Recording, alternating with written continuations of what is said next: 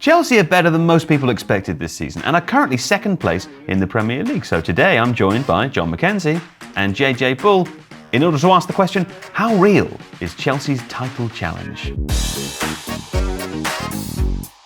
Okay, how much better are Chelsea this season than last season, JJ? Well, let's look at the numbers. This season, they are second in the league, as you may have seen in the table. And at the same stage last season, after 15 games, they were in 10th, which is obviously lower. But they ended up finishing really well, which is important to remember, because Chelsea were actually quite good last season. In fact, expected points had them finishing in 4th, so they might even have done better than they did last season. This season, their expected points has them around about the same, 4th or 5th, so they're kind of the same. The interesting thing is they have a really high XG, the highest in the league, and they're kind of overshooting that now. Last season, they underperformed it slightly, especially at the start. Players like Nicolas were missing chances, then they started scoring them, so that's part of what propelled them up the table. This season, however, they have really poor defensive numbers. Underlying expected goals against numbers are the 11th in the league, which is bad. You don't win titles unless you have a good defence. Okay. Also, if you do it at points per game, if you look at what Chelsea are on now, they are on form to finish on 78 points, which is not really enough to win the league. Only 2 teams have won the league with less than 80. Which is Man United both times. But you need more than that. Liverpool are on for 95 points, which is obviously quite a lot more. So Chelsea do appear to be better than last season. Okay, well if they are better than last season, John, how much of that is down to Maresca, do you think? Yeah, I think a lot of it is to do with Maresca, actually. I think the thing that has surprised me most about him is that I expected him to come in and be, he's a Pep acolyte. You expect him to come in and have a really complex tactical system. Actually, what we've seen from him is quite a simple tactical system in many respects, but one which I think you get the benefit of simplicity, but also the ability to get other advantages out of it. So let's just go to the board and talk a little bit about what that looks like. So this is how Chelsea set up out of possession roughly in a 4-4-2, like a lot of teams do these days. What they're going to try and do when they get on the ball is they're going to try and form a box midfield, and they'll do this by having Jackson push forward. Usually, on this line up, Enzo might jump forward. Caicedo can move across, and you can move Malo Gusto alongside him. And so what you've ended up with here is now a 3-box, and then with your forwards here, another 3. That's why you like to call it a 3-box-3, John. That's right, 3-box-3, because you've got the box in midfield. And the box in midfield is quite nice. It gives you a really nice build-up structure. You have these 2 wide 8s who can move around, try and open passing lanes. Sometimes you'll see Nicolas dropping in to receive if these 2 players pull their markers apart. So you've got nice passing lanes into the middle as well. You've got the 8s can drop out. They can push into the front line as well. So it's a nice structure. A lot of teams use this. But actually what's so interesting about Chelsea is that they use this same basic shape pretty much in all their games, but they can arrive at it in lots of different ways. So in this version, we saw Malo Gusto dropping into the midfield from this side.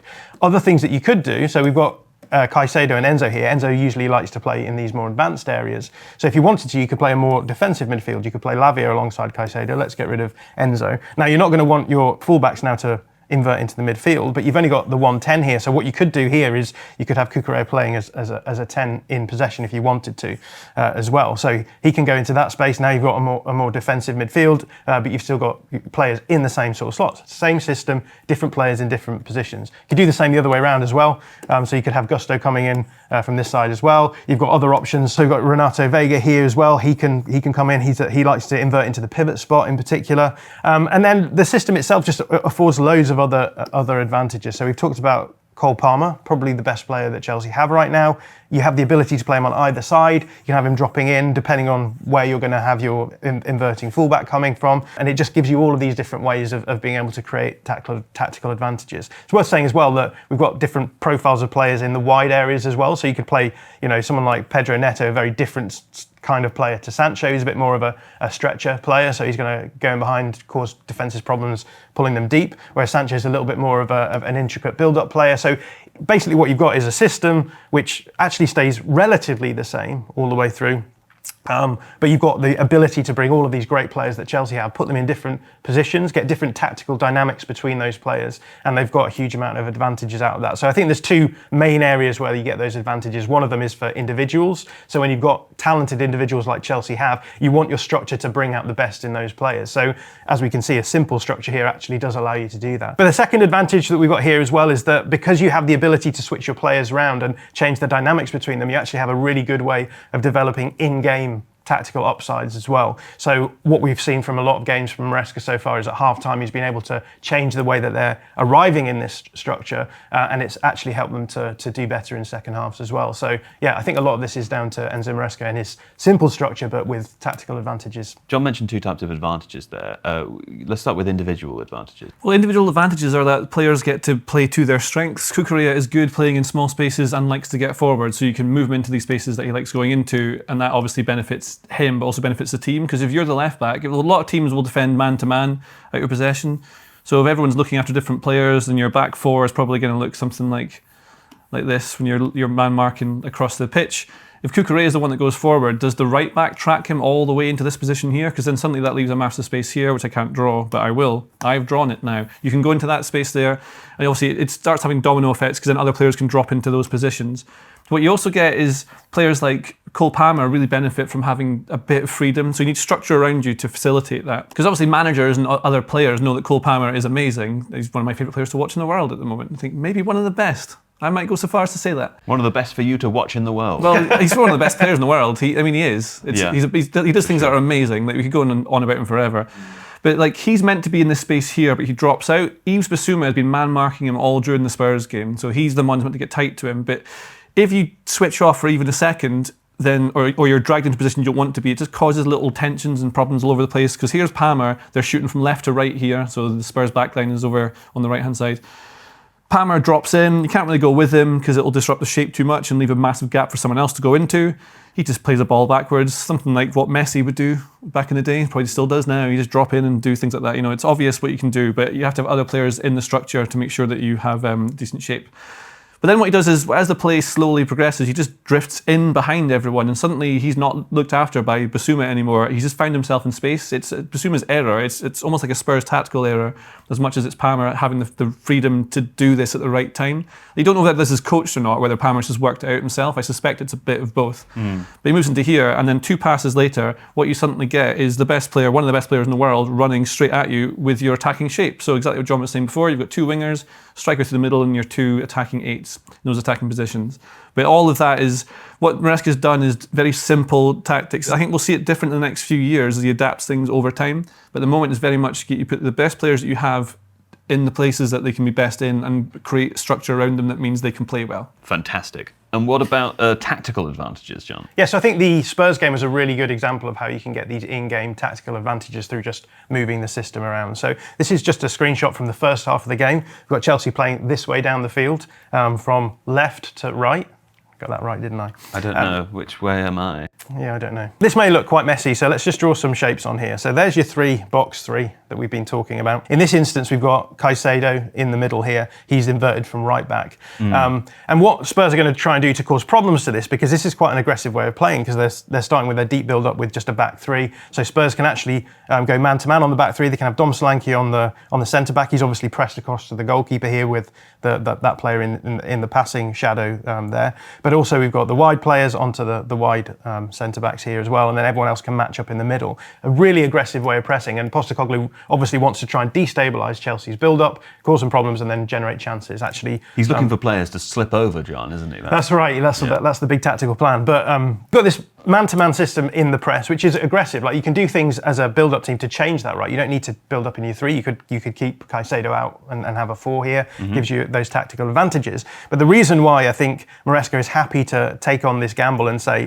sometimes we're going to lose the ball in build-up, is because you get obviously advantages in other areas of the field. So if you're going 5v5 in this part of the field, it means you are in fact 5v5 on the other side of the field. And if you count the goalkeeper, that's 6v5, isn't it? That's right. So part of the advantage that you have here is that it's not just 5v5, you have the goalkeeper as well. So technically, in this scenario, what you've got is Chelsea playing with a back 4, with the goalkeeper being one of the centre-backs in build-up. And this means that against 5 other players, there is going to be a free play. As we've already said, this is Levi Colwill in space here. You can see he's got his arms wide open saying, pass the ball to me. But Dom Solanke has done a really good job of pressing the goalkeeper, Robert Sanchez, in such a way that he can't find that. So it does become effectively a man-to-man system. But as we can see down the other end of the field, there are these other advantages. It's going to be 5v5, and generally speaking, I think Chelsea would be happy with those sorts of odds because they've got really good players, right? So you've got 1v1 matchups across the attacking part of the field. You think, well, Nicolas Jackson, really dangerous runner in behind.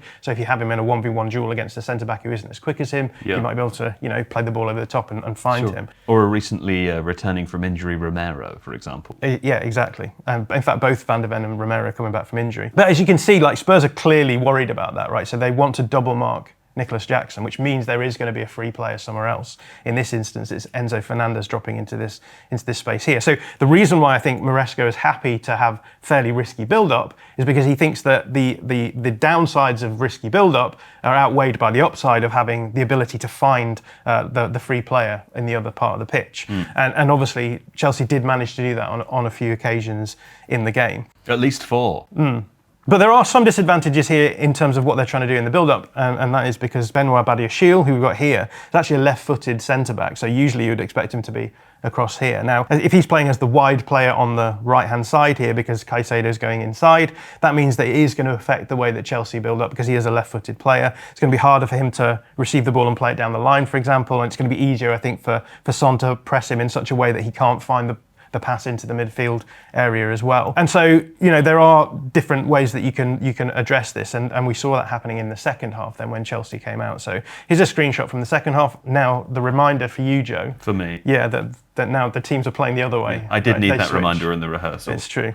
But what we've got is the same system, right? We've got, here's your 3 at the back, here's your box midfield, there's your front 3 as well. But interestingly enough, players are in different positions. Romeo Lavia has gone off injured, and so what Maresca has decided to do is to actually drop Enzo Fernandez, who was playing in this position in the box in the first half. He's going to drop him a little bit deeper, give him a little bit more ability to control the ball with his passing.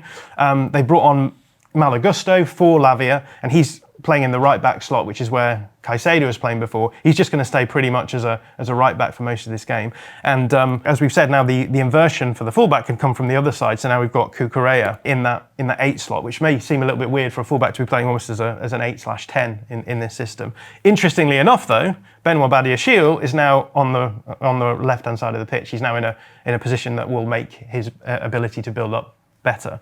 So again, you're finding that little tactical solutions. The structure is still the same, but because Badiashile is in a better position for him, it's going to give them some kind of advantages here. And also, we've talked about this already, but Enzo and Cucurella in different places. So Enzo Fernandez can control the game more through his passing in this situation. Cucurella, who's a bit more of I'd say a small space player, maybe than Fernandez, can get into the front line. And we actually saw early on in the second half interplay between him and Sancho that resulted in a really good chance for Chelsea as well. So really nice examples of some of the tactical advantages that you can get just by keeping the structure the same, but putting the players in different positions as well. And just a bit of bonus content for you, because I know you love bonus content. I do. We've talked about how Maresca was happy to accept the riskiness of his build-up because of the advantages he was getting further down the pitch. Actually, after Chelsea went 2-2, he de-risked the build-up a little bit by dropping Cucurella from that 8/10 spot into the fullback slot again in these deeper build-up moments in order to make it mean that they now have basically 2 extra players in build-up. So you've got the goalkeeper and Cucurella. That means that Spurs' press is going to be less dangerous. I think Maresca probably realised that the press was Spurs' most dangerous attacking threat. And that does mean that you've got a few players in attack, but it means that you're going to be more consistently moving the ball from your build-up into the forward area as well. So these are the sorts of tactical the battles that coaches have to face in game, and clearly Maresca is well placed to give Chelsea all of those advantages. Well, one area in which Chelsea probably could improve, I've heard, is from dead ball situations, from which they've only created 18 shots, JJ. I don't know if you knew that. I did know that, and I told you just before you said it. That's true, you have. And now you're going to hear something from another man. It's Phil! Do you remember the days when set-piece coaches were nobodies? Do you remember the days when they didn't even exist? Well, times have changed. So much so that Arsenal's king of corners, Nicolas Jover, has got his own mural in North London. That's right, a painting in honour of a set-piece coach. Admittedly, Arsenal are very good at corners, but this got me thinking, will the loans manager get a painting in his honour? Will the head of HR have a chant with their name in it? We wrote about this in the Athletic FC newsletter. If you'd like to sign up, click on the link below. There seems to be quite a lot of upsides, JJ, a lot of positives. So let's return to the question of the title. Are they in a title race? How real is it? Well, I prepared some facts using impact font, so you'll pay attention. Also, I think Arial font. Fact is, it is harder to win the league now than it was 8 years ago. Specifically 8. Do you know why? No. Bet John does. It's because that's the season that Pep Guardiola entered the league. That is correct. That's 10 points to John Mackenzie. Fact number 2. In the 10 years before Guardiola turned up, the average points for a Premier League winner was 86.4. Fact 3. After Guardiola won it the first time in 2017-18, that average jumped up to 94.2 points. Is there an opportunity for me to win any more points, or was that it? We'll see how it goes. But you've been deducted 3 for that interjection. Fact number 4. It has dropped since to 19 last 2 seasons, because it's just come down a little bit. And then a final fact. Your last chance to win points. 89 points has been enough to win the title in 11 of the last 21 seasons, but this season is weird because everything's kind of different. Man City have dropped off. They're still there, but they're not really there. Arsenal have had a bit of a weird start with getting odd red cards and just relying on set pieces. It's very odd. And so this is one of those rare seasons you get where there's a chance for a random to take over and jump to top, like Leicester, something like that. Except... Not like Leicester this season, but... not this season. like I think, when they did it before. Yeah, I think in 15-16, which is when I think they won the league. But the thing is, there's already a team who are winning the random league, and that is Liverpool. They are well on top, because as we've said, when points per game, Liverpool are on 95 form, Chelsea are on 78 form. So I say that they're maybe, I don't know, they're not really in a title race. You think no? Oh, well, maybe they sort of are, but not really. Like predicted points, Opta's model says that Liverpool should finish on 87.7, so fewer than their points per game says, I think even. Chelsea's are at 73.64, so that's where Opta think they'll finish in the terms of their model.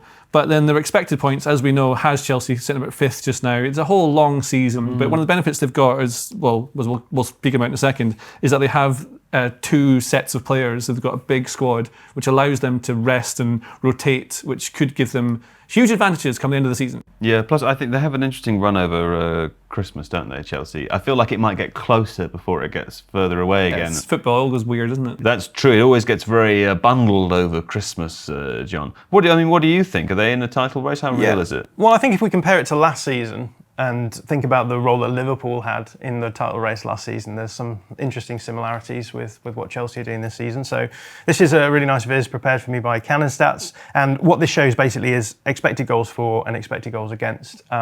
This is an inverted axis, okay? So the higher you are here, the better you are defensively. So Right. lower expected goals against. Good defence. Up good right, defence. good attack. Right, good attack, yeah. And what we've got then is 3 interesting sort of good teams here, right?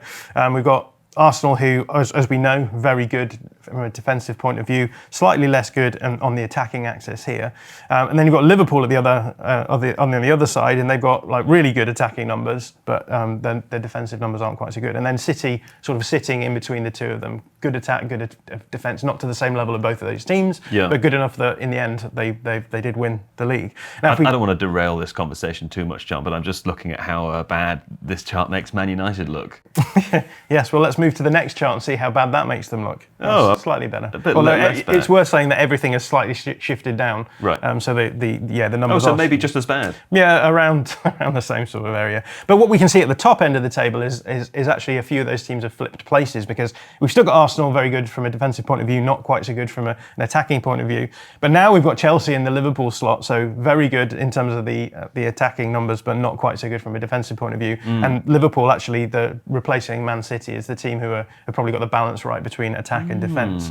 What I think then is interesting is if we view Chelsea from the point of view of Liverpool last season, where I think people sort of don't think of Liverpool being in the title race last season because they did drop away right at the end of the season.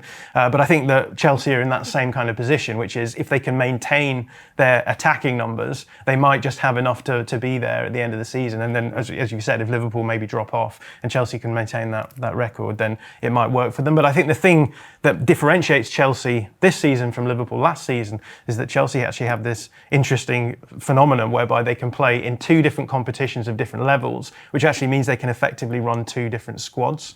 So this viz shows it really nicely. This is the Premier League minutes that sorted by the players with the most on the left-hand side, and on the right we've got the same for the Conference League. And as we can see, the players in the Premier League list none of them actually overlap with the players in the Conference League list, which means essentially that Chelsea can play their tactics with 2 sets of players. If there's any of those Chelsea players in the first team who drop out, they've probably got a ready-made replacement coming through in the Conference League squad. And I think in that sense, Chelsea almost benefit from having been quote-unquote bad last season, falling into the Conference League, because it actually allows them to keep their broad squad fit and hopefully get the advantages from that. That's a fun difference though, isn't it? Because it makes me think that if they're successful this season in either winning the Conference League or finishing in the top 4, that they'll be in a more significant European competition next year, maybe the Champions League. They won't be able to continue this, right? Absolutely. You wouldn't expect them to have come out of the Champions League this season if they were in it with these players having this amount of minutes. Yeah. You then have the difficulty of having to fit all of your star players into all of your competition. So in a weird stroke of fate, if Chelsea do well enough to finish in the Champions League spots this season, which seems pretty obvious that is going to happen, this sort of 2-tier approach probably won't work as well. That's where you'll see what Guardiola does a lot of the time, where you have your first team players will play about 28, 29 league games and they'll rotate them. So it'll just be the whole bigger squad, and by then he might have made changes to how they play, so it's more specific, so there'll be less variance when they take players in and out. Well, it's interesting to think about Chelsea's evolution as a team, JJ, and someone else that's been thinking about that is Liam Toomey on the Athletic FC's Fine podcast. Here's a fun clip about their evolution right here. We haven't seen players fighting over who takes a penalty. We haven't seen quite as many really stupid bookings. Yeah. To the point where Nicolas Jackson actually pulled Enzo Fernandez's shirt back onto his body as he was trying to take it off to celebrate the goal against Spurs. When Nicolas Jackson is doing that, all people, you really know that the arc of maturation is coming along nicely. You know, some of that might be just individual players getting a bit older, getting a bit wiser, and learning how to deal with these things better. But I think you'll, again, also have to credit the environment that Maresca's created and the culture that he's created. They all respect him tactically, but also I think in terms of his authority. And as a result, you're seeing a more serious team. Oh, lovely. What a nice clip that was. Did you know that the oldest outfield player in Chelsea's squad is 27 years old just this season? I didn't know that. Yeah. Who is that? Tosin Adarabioyo. Is that what you say? I'm trying to say his name badly, but yeah, that's what they've got. In fact, they're experiencing, in the last couple of weeks on this show, we've talked about the ideal squad construction, and you want to experience youth and peak. Chelsea are all youth and coming into their peak, so it'll be really good soon, but their most experienced player is, I think, Marcus Bettinelli, the reserve goalkeeper, who's 32. Wow. If they were Pokemon, they'd all be like maximum in their second evolution phase. I think it's worth saying we've talked about Maresca's approach as being simple, but I think what he's done so well is get the simplicity right from the beginning in order to then be able to evolve, and I think things are really nicely set up for them to make a few big steps in the next few seasons. Well, very exciting. Are Chelsea in a title race? You say yes. You say no. Maybe. He says maybe. I don't know. If you like this video, please consider subscribing to the channel. The Athletic is home to some of the world's best sports journalists, including David Ornstein, Amy Lawrence and James Horncastle. With the latest transfer news and insights on every Premier League story that matters, theathletic.com puts you inside football, and you can try it for free now for 30 days. See the link in the description.